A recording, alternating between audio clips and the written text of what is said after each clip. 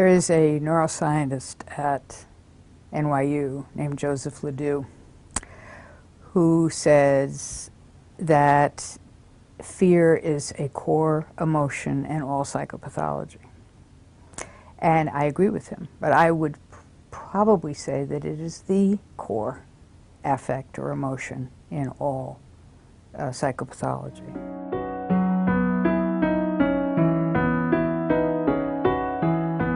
The amygdala and the associated circuitries produce three primary affects: fear, shame, and anger.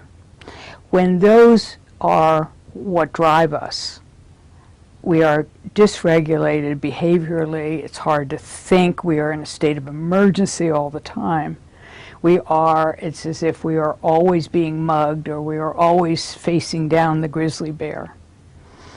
In therapy as we have it today, as we practice it today primarily, it's the state of the therapist that allows quieting of affect in the patient. It's absolutely reliant on the therapist staying calm and collected.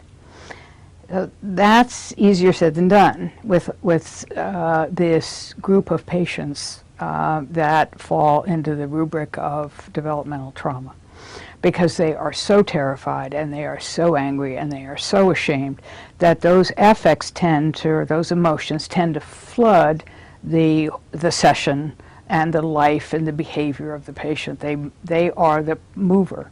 And when that is not something that the therapist can quiet, when those emotions are not something that can be quieted in the therapy, it's that the patient can't think. They can't be curious. They can't inquire. They all live in the past. They have no sense of a present. They are being driven by these wild emotions. Right, so the quest for me with neurofeedback is to quiet fear, which is very difficult to do in regular talk therapy. And there are brain reasons for that. Most of talk therapy is being processed in the left hemisphere. The amygdala that we're concerned about is in the right hemisphere, which doesn't have language. There's no language in the right hemisphere.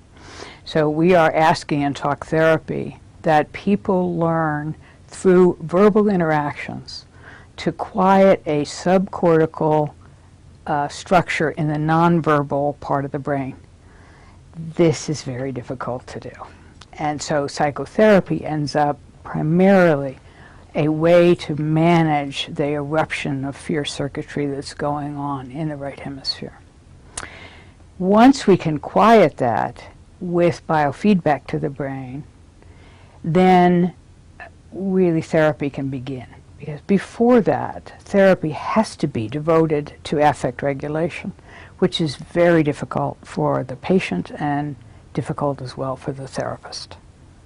To me, the main focus of my work with neurofeedback and my quest here is to prove Joseph Ledoux wrong when he says that once the amygdala is hijacked by a major fear event, then it's hijacked forever.